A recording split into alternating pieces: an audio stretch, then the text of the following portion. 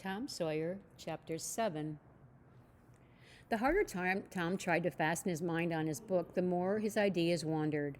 So at last, with a sigh and a yawn, he gave it up. It seemed to him that the noon recess would never come. The air was utterly dead. There was not a breath stirring. It was the sleepiest of sleepy days.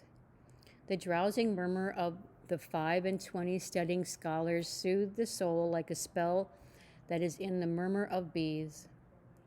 Away off in the flaming sunshine, Cardiff Hill lifted its soft green sides through the shimmering veil of heat, tinted with the purple of distance. A few birds floated on lazy wing high in the air.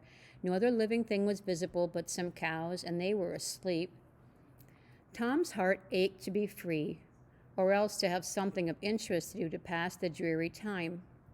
His hand wandered into his pocket, and his face lit up with a glow of gratitude that was a prayer, though he did not know it. Then furtively the percussion cap box came out. He released the tick and put him on the long, flat desk. The creature probably glowed with gratitude that the amounted to prayer too at this moment, but it was premature, for when it started thankfully to travel off, Tom turned him aside with a pin and made him take a new direction. Tom's bosom friend sat next to him, suffering just as Tom had been, and now he was deeply and gratefully interested in the entertainment in an instant. This bosom friend was Joe Harper. The two boys were sworn friends all the week and the embattled enemies on Saturdays. Joe took a pin out of his lapel and began to assist in exercising the prisoner. The sport grew in interest momently. Soon Tom said that they were interfering with each other and neither getting the fullest benefit of the tick. So he put Joe's slate on the desk and drew a line down the middle of it from top to bottom. Now, he said, as long as he is on your side, you can stir him up and I'll let him alone. But if you let him get away and get on my side, you're to leave him alone as long as I can keep him from crossing over. All right, go ahead, start him up. The tick escaped from Tom presently and crossed the equator. Joe harassed him a while and then he got away and crossed back again. This change of base occurred often. While one boy was worrying the tick with absorbing interest, the other would look on with interest as strong. The two heads bowed together over the slate, and the two souls dead to all things else. At last, luck seemed to settle and abide with Joe. The tick tried this and that and the other course, and got as excited and as anxious as the boys themselves. But time and again, just as he would have victory in his grasp, so to speak, Tom's fingers would be twitching to begin. Joe's pin would definitely head him off and keep possession. At last, Tom could stand it no longer. The temptation was too strong, so he reached out and lent a hand with his pin. Joe was angry in the moment. He said, "Tom, you let him alone." "I only just want to stir him up a little, Joe." "No, sir, it ain't fair. You just let him alone." "Blame it, I ain't going to stir him up much." "Let him alone, I tell you." "I won't." "You shall. He's on my side of the line." "Look here, Joe Harper, whose is that tick?" "I don't care whose tick he is. He's on my side of the line, and you shan't touch him." "Well, I'll just bet I will, though. He's my tick, and I'll do what I blame please with him or die." A tremendous whack came down on Tom's shoulders, and its duplicate on Joe's. For the space of 2 minutes, the dust continued to fly from the two jackets, and the whole school enjoyed it.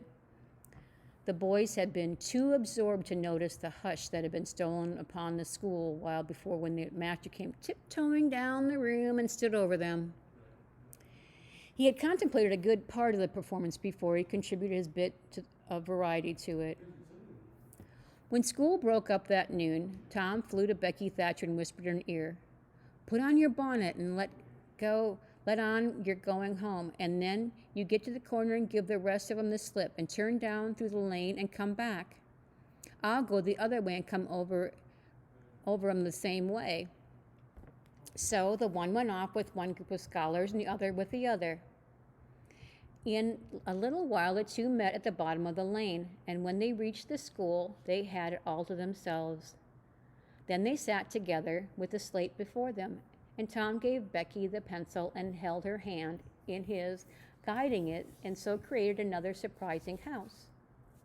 When the interest in art began to wane, the two fell to talking. Tom was swimming in bliss. He said, "Do you love rats?" "No, I hate them." "Well, I do too, live ones. But I mean, dead ones to swing around your head with a string? No, I don't care for rats much anyway. But what I like is chewing gum." "Oh, I should say so. I wish I had some now." "Do you? I've got some. I'll let you chew it a while, but you must give it back to me." Well, that was agreeable, so they chewed it and turned about and dangled their legs against the bench in excessive contentment. "Was you ever at a circus?" said Tom. "Yes, and my pa's going to take me again sometime if I'm good." "I've been to a circus 3 or 4 times, lots of times.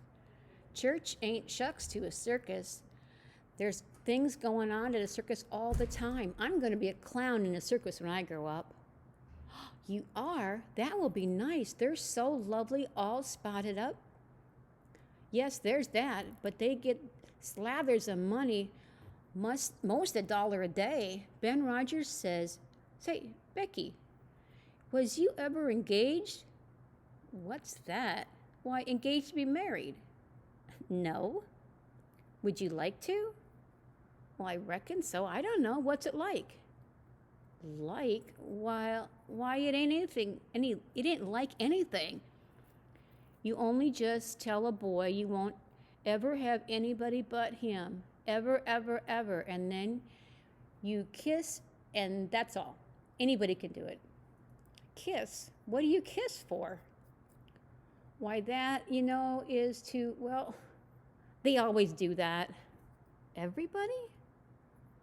"Why, yes, everybody that's in love with each other. Do you remember what I wrote on the slate?" Yes." "What was it?" "I shan't tell you." "Shall I tell you?"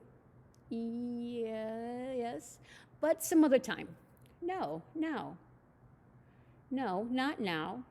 Tomorrow." "Oh, no, now. Please, Becky, I'll whisper it. I'll whisper it ever so easy." Becky hesitating, Tom took silence for a consent, and he passed his arm about her waist and whispered the tale ever so softly, with his mouth close to her ear, and then he added, "Now you whisper it to me just the same." She resisted for a while and then said, "You turn your face away so you can't see, and then I will. But you mustn't ever tell anybody. Will you, Tom? Now you won't, will you?" "No, indeed I won't." "Now, Becky." He turned his face away, and she bent timidly around till her breath stirred his curls and whispered, "I love you." Then she sprang away and ran around and around the desks and the benches, with Tom after her, and took refuge in a corner at last, with her little white apron to her face. Tom clasped her about her neck and pleaded, "Now, Becky, it's all done, all over but the kiss. Don't you be afraid of that. It ain't anything at all. Please, Becky." And he tugged at her apron and the hands. By and by, she gave up and let her hands drop. Her face, all glowing with struggle, came up and submitted. Tom kissed the red lips and said, "Now it's all done, Becky, and always after this, you know you ain't ever to love anybody but me, and you ever to marry anybody but me, ever, never, forever. Will you?" "No, I'll never love anybody but you, Tom, and I'll never marry anybody but you. And you ain't to ever marry anybody but me either." "Certainly, of course. That's part of it. And always coming to school or when you're going home, you're to walk with me when there ain't anybody looking, And you choose me, and I choose you at parties because that's what you do when you're engaged. It's so nice. I've never heard of it before. Oh, it's ever so gay. Why, me and Amy Lawrence. The big eyes told Tom his blunder, and he stopped, confused. Oh, Tom, then I ain't the first you've ever been engaged to. The child began to cry, and Tom said, Oh, don't cry, Becky. I don't care for her anymore. Yes, you do, Tom. You know you do. Tom tried to put his arm around her neck, and she pushed him away and turned her face to the wall, and she went on crying. Tom tried again with soothing words in his mouth and was repulsed again. Then his pride was up, and he strode away and went outside. He stood about, restless and uneasy for a while, glancing at the door, every now and then hoping she would repent and come to find him, but she did not. Then he began to feel badly and fear that he was in the wrong. It was hard to struggle with him to make new advances now, but he nerved himself to it and entered. She was still standing back there in the corner, sobbing with her face to the wall. Tom's heart smote him. He went to her and stood a moment, not knowing exactly how to proceed. Then he said hesitantly, Becky, I don't care for anybody but you. No reply, but sobs. Becky, pleadingly, Becky, won't you say something? More sobs.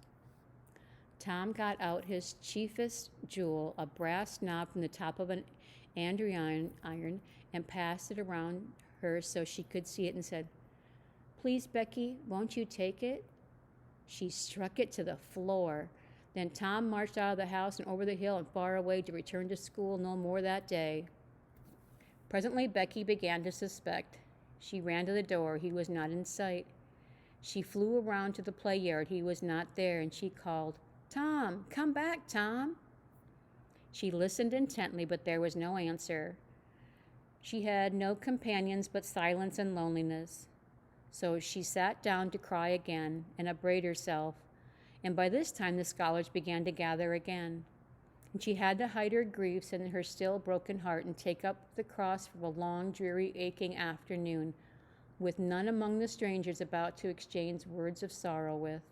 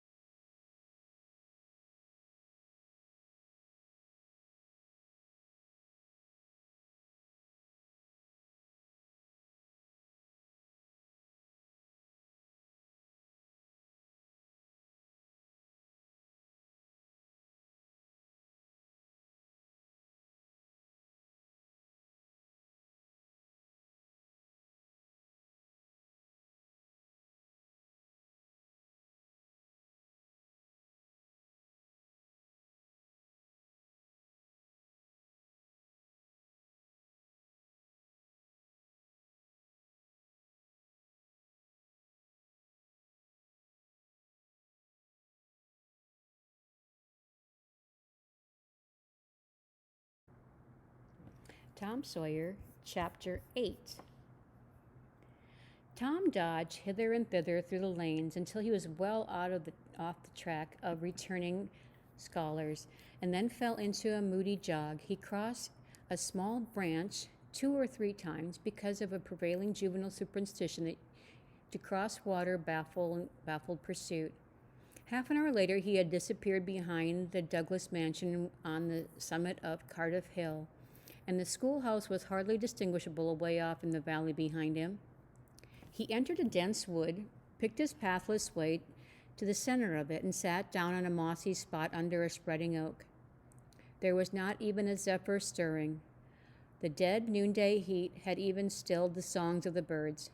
Nature lay in trance that was broken by no sound but the occasional far-off hammering of a woodpecker, and this seemed to render the pervading silence and sense of loneliness the more profound.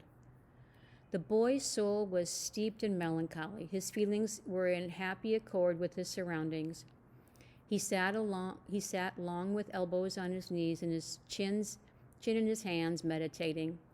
It seemed to him that life was but a trouble at best, and he more than half envied Jimmy Hodges, so lately released. It must be peaceful, he thought, to lie in slumber and dream forever that and ever, with the wind whispering through the trees and caressing the grass and the flowers over the grave, and nothing to bother and grieve about ever any more. If he had only had a clean Sunday school record, he'd be willing to go and be done with it all. Now as to the girl, what had he done? Nothing. He had meant the best in the world and had been treated like a dog, like a very dog.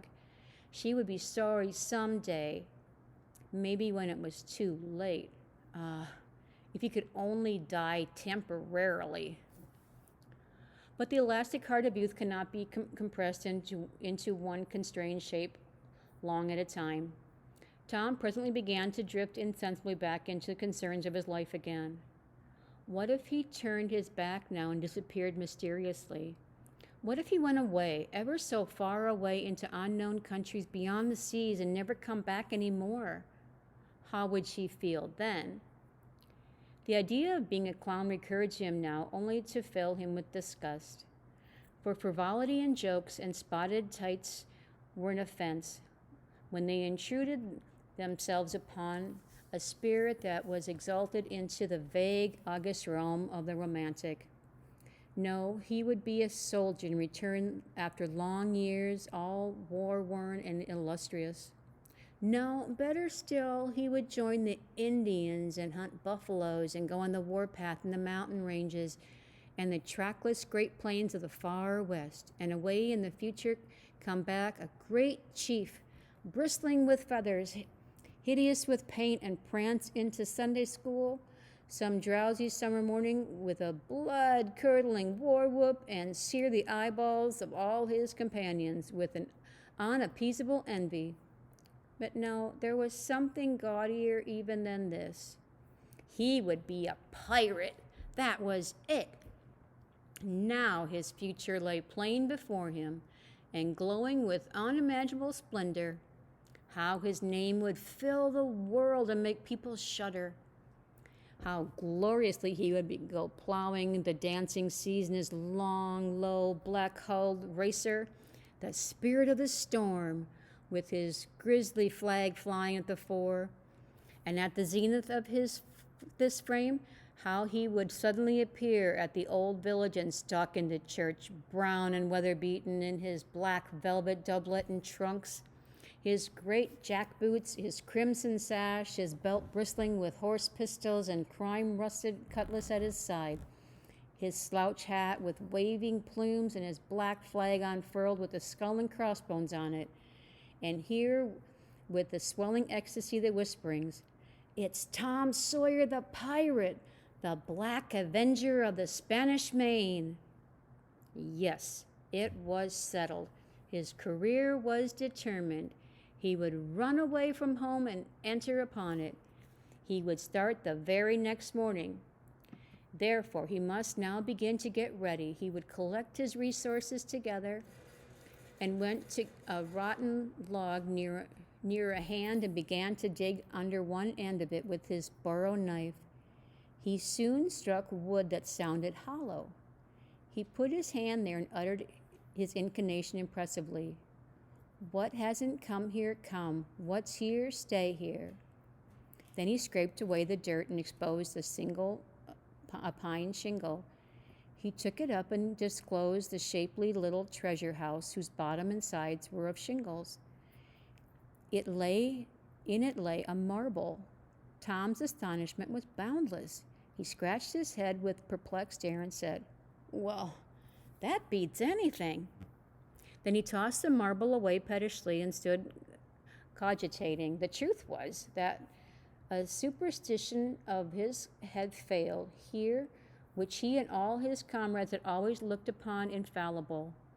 If you buried a marble with certain necessary incantations and left it alone a fortnight and then opened the place with the incantation he had just used, you would find that all the marbles you'd ever lost had gathered themselves together there.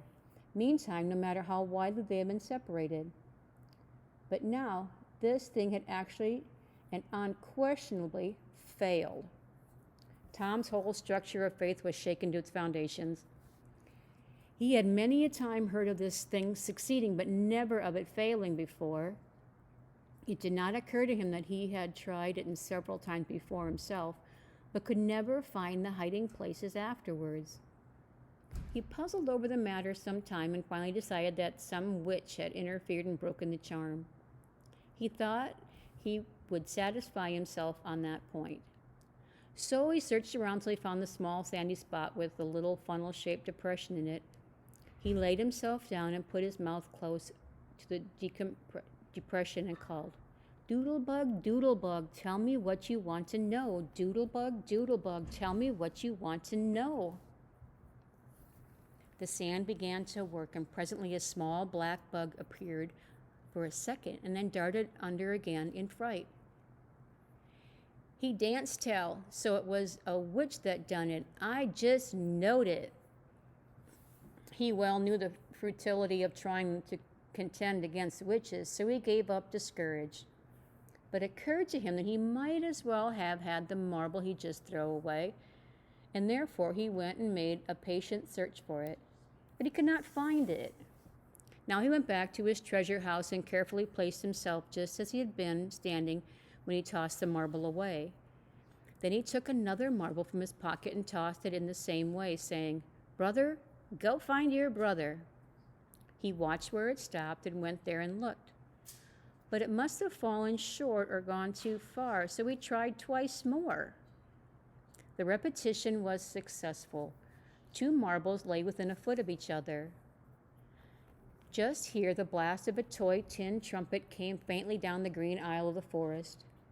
Tom flung off his jacket and trousers and turned a suspender into a belt, raked away some of the brush behind the rotten log, disclosing a rude bow and arrow, a lath sword, a tin trumpet, and in a moment had seized these things and bounded away, bare-legged and fluttering shirt. He presently halted under a great elm, blew an unanswering blast, and then began to tiptoe and look warily out, this way and that. He said cautiously to an imaginary company, "Hold me, merry men, keep hid till I blow." Now appeared Joe Harper, as airily clad and elaborately turned as Tom. Tom called, "Hold, who comes on here into Sherwood Forest without my pass?"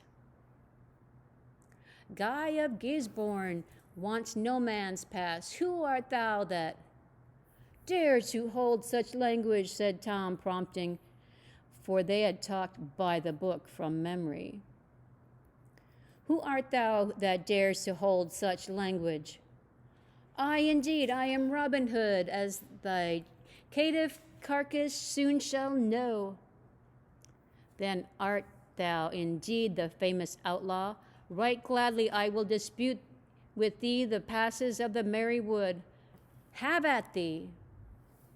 They took their lath swords, dumped their other traps on the ground, struck a fencing attitude foot to foot, and began a grave, careful combat. 2 up and 2 down. Presently Tom said, "Now if you've got the hang, go it lively." So they went it lively, panting and perspiring with the work. By and by Tom shouted, "Fall, fall, why don't you fall?" "I shan't. Why don't you fall yourself? You're getting the worst of it." "Why, that ain't nothing. I can't fall. That ain't the way it is in the book. The book says, 'Then with one backhanded stroke he slew poor Guy of Gisborne.' You're to turn around and let me hit you in the back." There was no getting around the authorities, so Joe turned, received the whack, and fell. Now, said Joe, getting up, you got to let me kill you. That's fair. Why? I can't do that. It ain't in the book. Well, it's blame mean, that's all. Well, say, Joe, you can be Friar Tuck or Much the miller's son and lam me with a quarterstaff, or I'll be the sheriff of Nottingham and you be Robin Hood a while and kill me.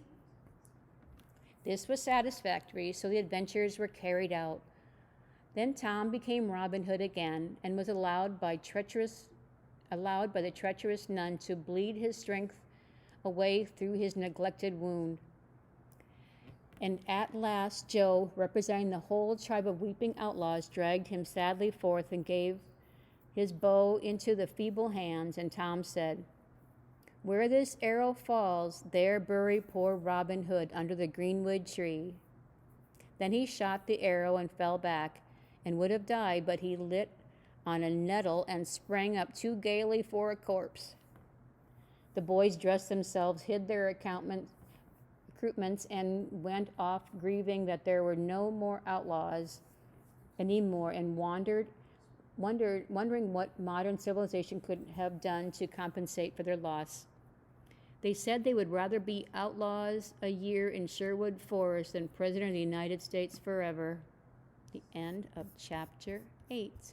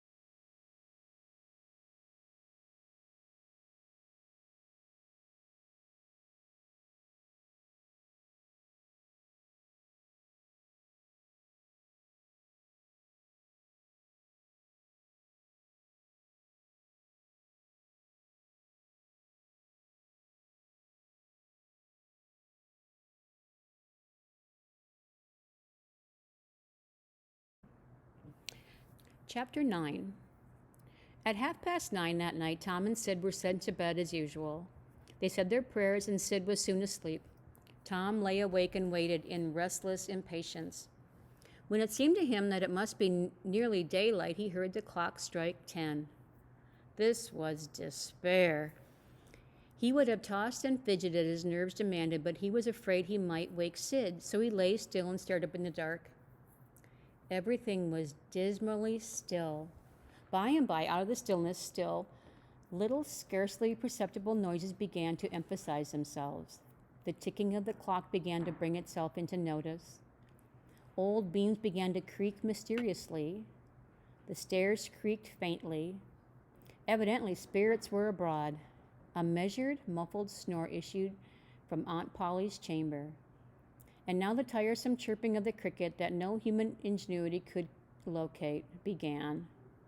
Next, the ghastly ticking of the death watch in the wall at the bed's head made Tom shudder. It meant that somebody's days were numbered.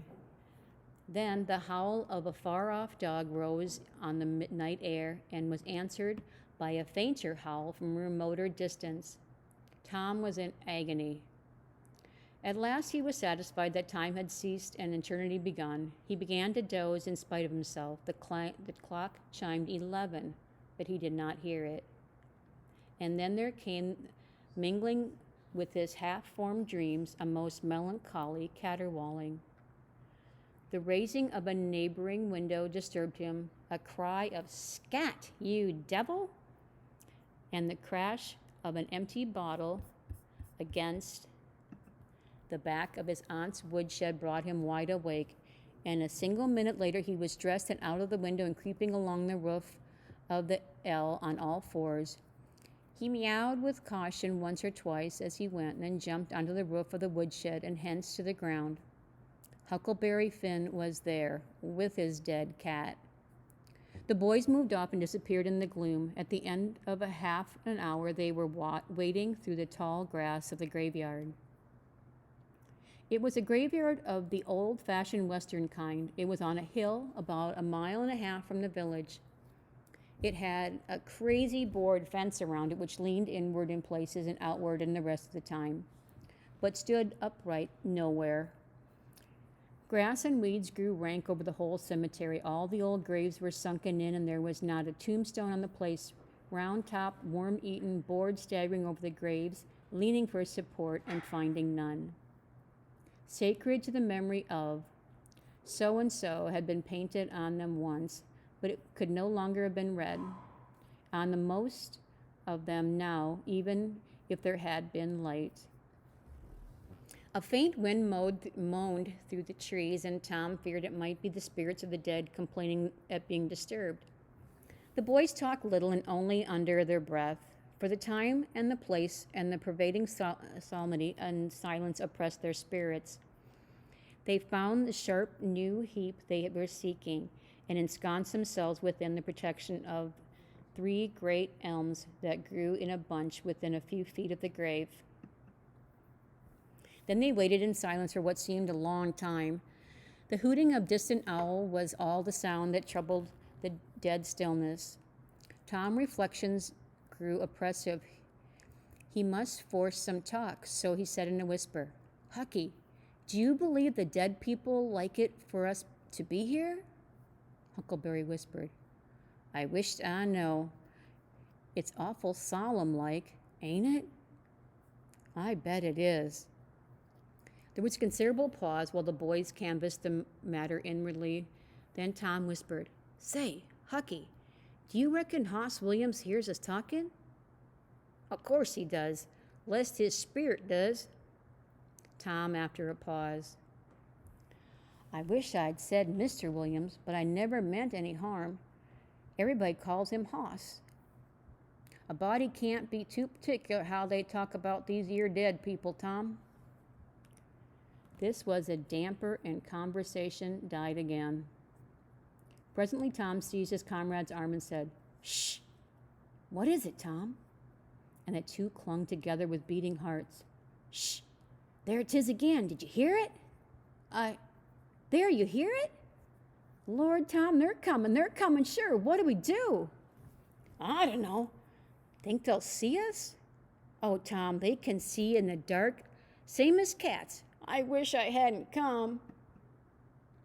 "Oh, don't be afeard. I don't believe they'll bother us. We ain't doing no harm. If we keep perfectly still, maybe they won't notice us at all." "I'll try, Tom, but Lord, I'm all of a shiver." "Listen." The boys bent their heads together and scarcely breathed. A muffled sound of voices floated up from the far end of the graveyard. "Look, see there?" whispered Tom. "What is it?" "It's devil fire. Oh, Tom, this is awful." Some vague figures approached through the gloom, swinging an old-fashioned tin lantern that freckled the ground with innumerable little sparkles of light. Presently Huckleberry whispered with a shudder, "It's the devil, sure enough. 3 of 'em. Lordy, Tom, we're goners. Can you pray?" "I'll try, but don't be too afeard. They ain't gonna hurt us. Now I lay me down to sleep, Shh! What is it, Huck?" "They're humans. One of them is, anyway. One of 'em's holding old Muff Potter's voice." "No, 'tain't so, is it?" "I bet I know it. Don't you stir nor budge. He ain't sharp enough to notice us. Drunk, the same as usual, likely. Blamed old Rip." "All right, I'll keep still. Now they're stuck. Can't find it. Here they come again.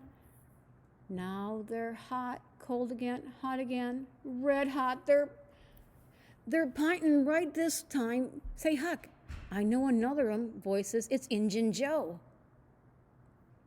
That murdering half-breed, I'd druther them was devils a darn sight. What can they be up to? The whisper died wholly out. Now, for the three men had reached the grave and stood within a few feet of the boy's hiding place. Here it is, said the third voice, and the owner of it held the lantern up and revealed the face of young Dr. Robinson.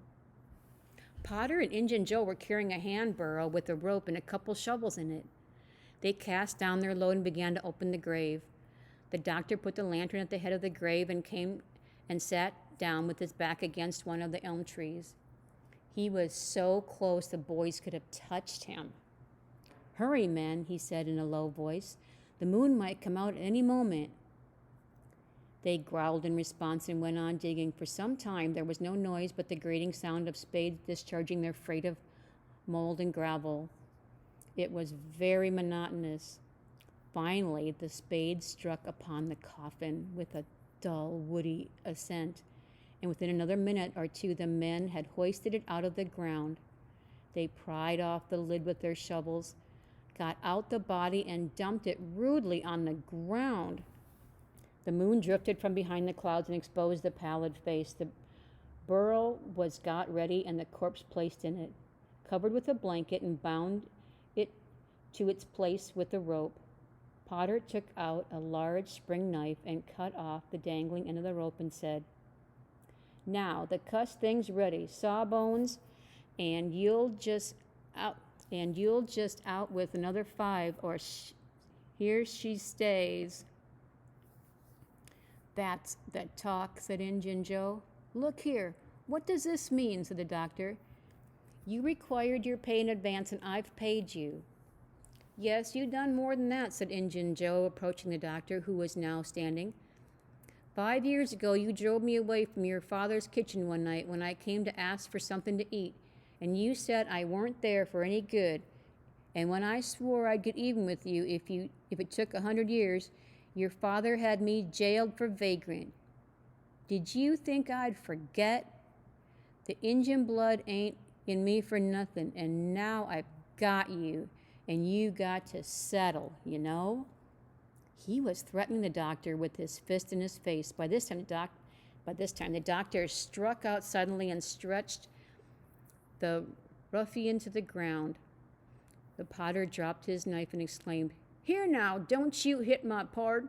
And the next moment he had grappled with the doctor, and the two were struggling with might and main, trampling the grass and tearing the ground with their heels.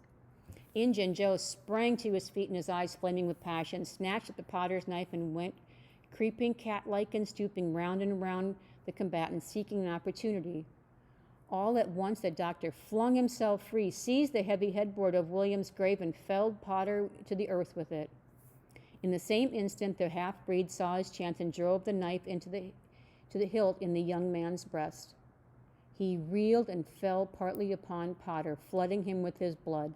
And in the same moment, the clouds blotted out the dreadful spectacle, and the two frightened boys went speeding away in the dark. Presently, when the moon emerged again, Injun Joe was standing over two forms, contemplating them. The doctor murmured inarticulately, gave a long gasp or two, and was still. The half-breed muttered, That score is settled, damn you.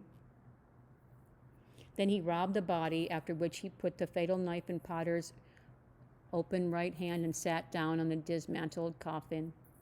3, 4, 5 minutes passed, and then Potter began to stir and moan. His hand closed upon the knife and raised it, glanced at it, and let it fall with a shudder.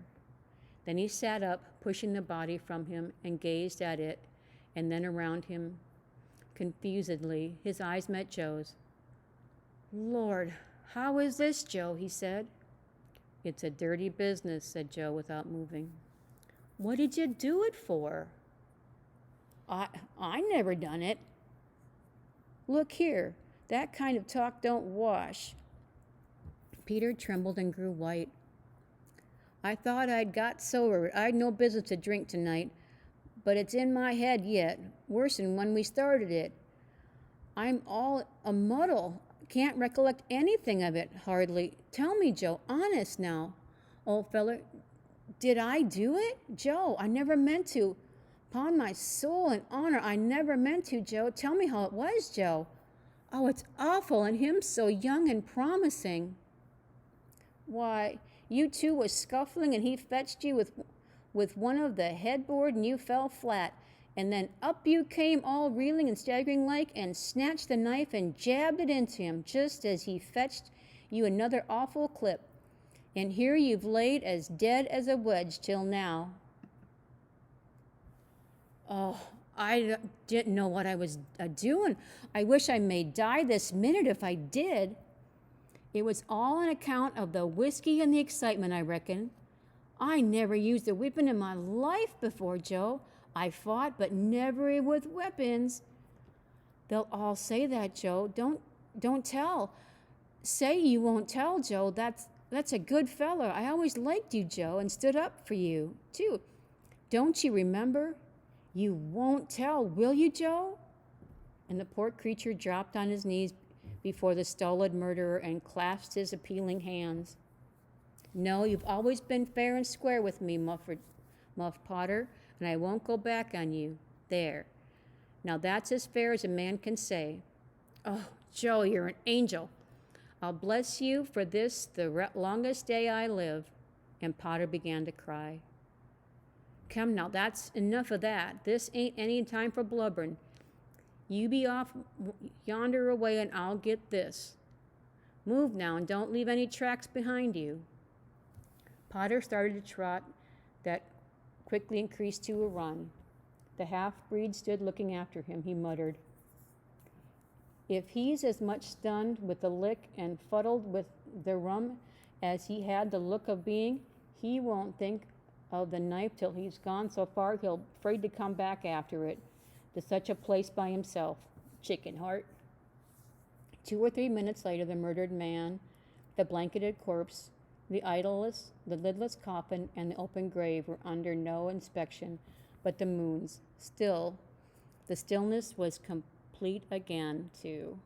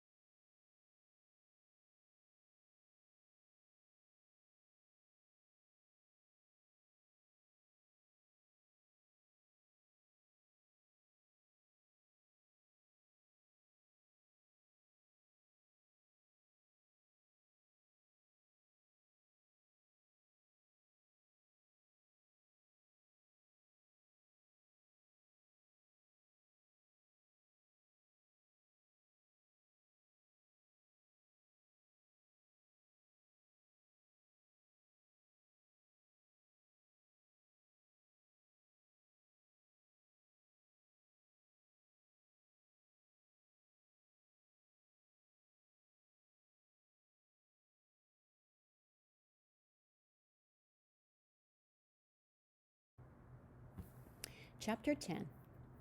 The 2 boys flew on and on toward the village, speechless with horror. They glanced backward over their shoulders from time to time, apprehensively as if they feared they might be followed. Every stomp that started up their path seemed a man and an enemy and made them catch their breath. As they sped by some outlying cottages that lay near the village, the barking of the aroused watchdogs seemed to give their wings to their feet. If we can only get to the old tannery before we break down, whispered Tom, in short catches between breaths. I can't stand it much longer. Huckleberry's hard pantings were his only reply, and the boys fixed their eyes on the goal of their hopes and bent their work to win it. They gained steadily on it, and at last, breast to breast, they burst through the open door and fell gratefully and exhausted in the sheltered shadows beyond. By and by, their pulses slowed down, and Tom whispered, Huckleberry, what do you reckon will come of this? If Dr. Robinson dies, I'll reckon hanging will come of it. Do you, though? Why, I know it, Tom. Tom thought a while, and then he said, Who will tell? We? What are you talking about? Suppose something happened and Injun Joe didn't hang. Why, he'd kill us sometime or another, just as dead sure as they're a-laying here. That's just what I was thinking to myself, Huck.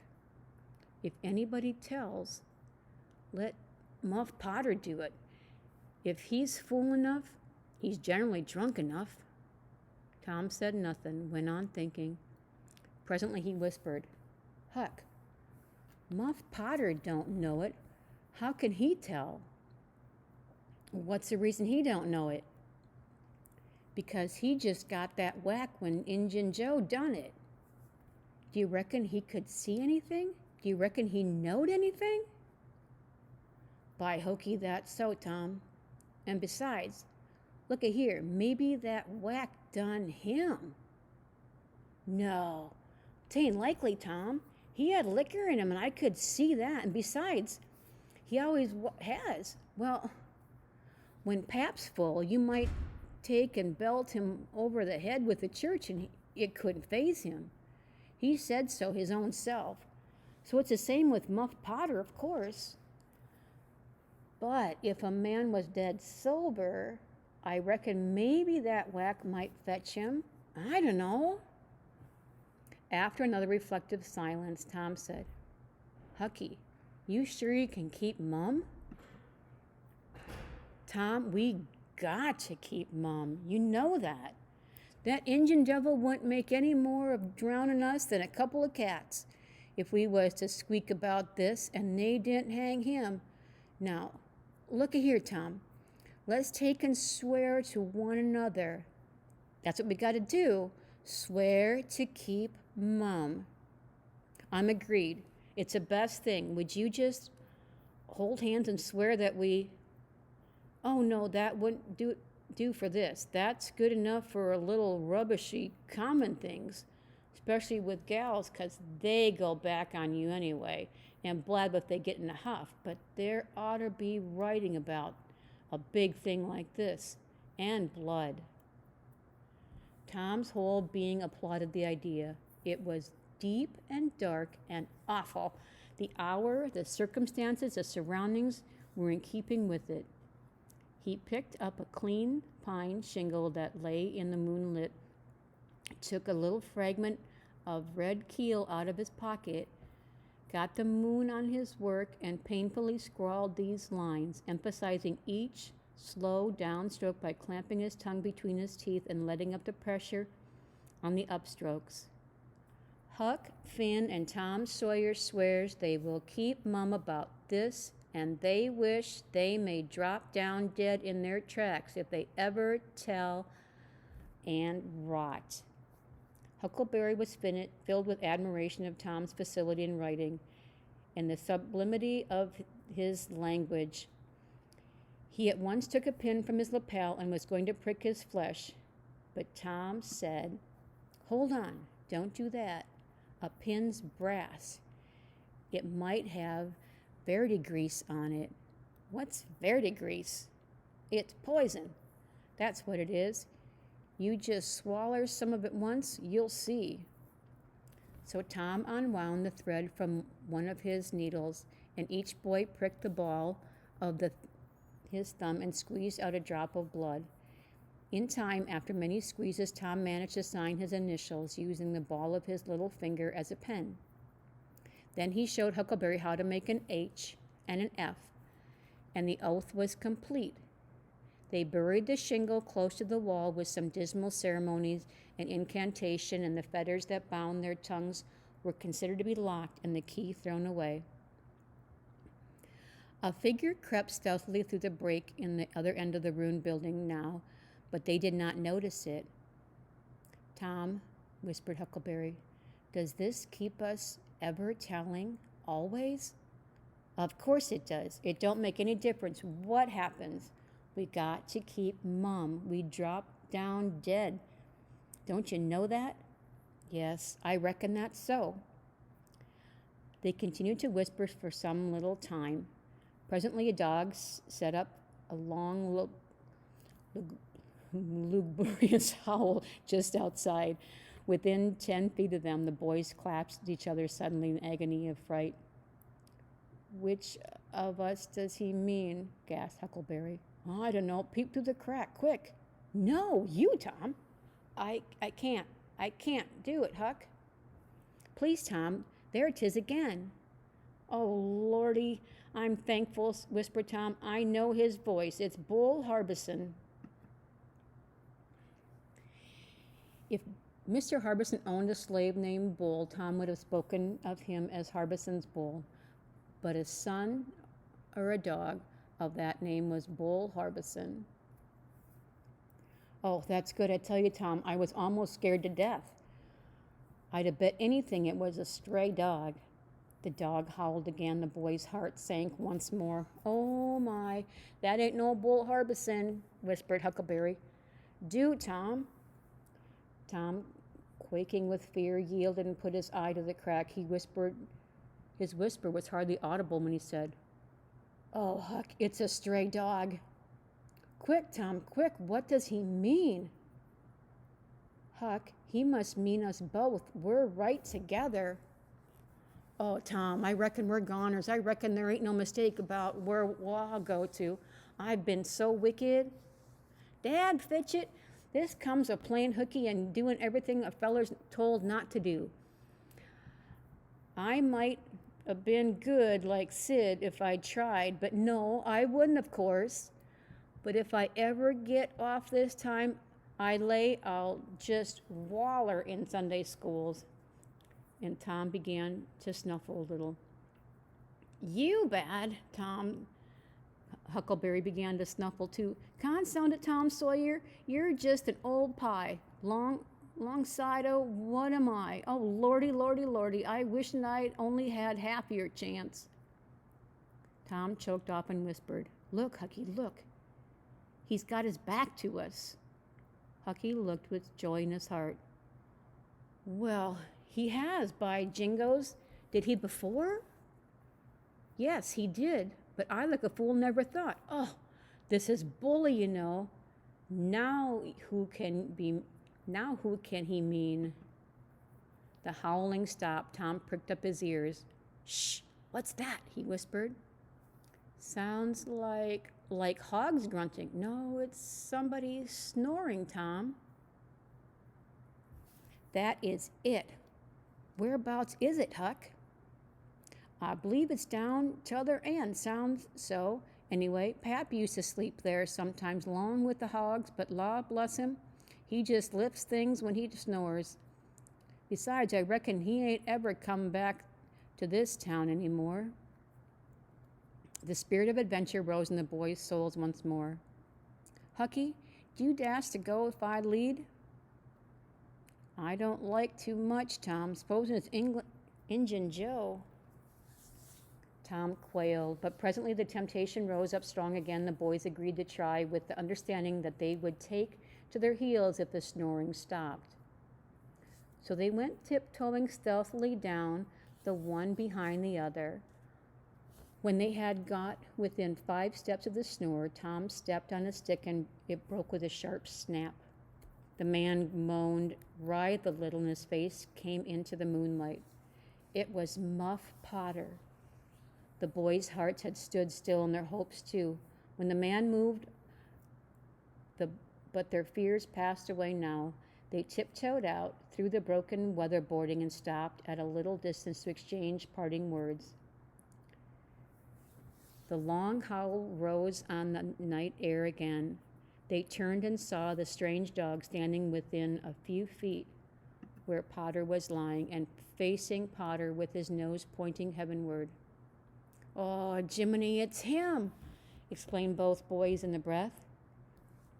Say, Tom, they say a stray dog come howling around Johnny Miller's house about midnight as much as 2 weeks ago. And a whippoorwill came in and lit on the banisters and sung the very same evening. There ain't anybody dead there yet. Well, I know that, and suppose there ain't. Did Gracie Miller fall on that kitchen fire and burn herself terrible the very next Saturday? Yes, but she ain't dead, and what's more, she's getting better too. All right, you wait and see. She's a goner just as dead sure as Muff Potter's a goner. That's what the niggers say, and they know all about these kind of things, Huck. Then they separated, cogitating. When Tom crept in his bedroom window that night was almost spent. He undressed with excessive caution and fell asleep, congratulating himself that nobody knew of his escapade. He was not aware that the gently snoring Sid was awake and had been for an hour. When Tom awoke, Sid was dressed and gone. There was a late look in the light and a late sense in the atmosphere. He was startled. Why had he not been called, persecuted till he was up as usual? The thought filled him with bodings. Within 5 minutes he was dressed and downstairs, feeling sore and drowsy. The family was still at the table, but they had finished breakfast. There was no voice of rebuke, but there were averted eyes, and there was silence, and an air of solemnness that struck a chill to the culprit's heart. He sat down and tried to seem gay, but it was uphill work. It roused no smile, no response, and he lapsed into silence and let his heart sink down to the depths. After breakfast, his aunt took him aside, and Tom almost brightened at the hope that he was going to get flogged, but it was not so. His aunt wept over him and asked him how he could go and break her old heart so. And finally told him to go on and ruin himself and bring her gray hairs with sorrow to the grave, for it was no use for her to try any more. This was worse than 1,000 whippings, and Tom's heart was sorer now than his body. He cried and he pleaded for forgiveness, promised to reform over and over again, and then received his dismal feeling that he had won but an imperfect forgiveness and established but a feeble competence. He left the presence too miserable to even feel revengeful towards Sid, so the latter's prompt retreat through the back gate was unnecessary. He moped to school, gloomy and sad, and took his flogging along with Joe Harper for playing hooky the day before, with the air of one whose heart was busy with heavier woes and wholly dead to trifles. Then he betook himself to his seat and rested his elbows on the desk and his jaws in his hands, and stared at the wall with the stony stare of suffering, that it was reached the limit and could go no further. His elbow was pressing against some hard substance. After a long time he slowly and sadly changed positions and took up this object with a sigh. It was in a paper. He unrolled it. A long, lingering, colossal sigh followed. His heart broke. It was his brass and iron knob. The final feather broke the camel's back.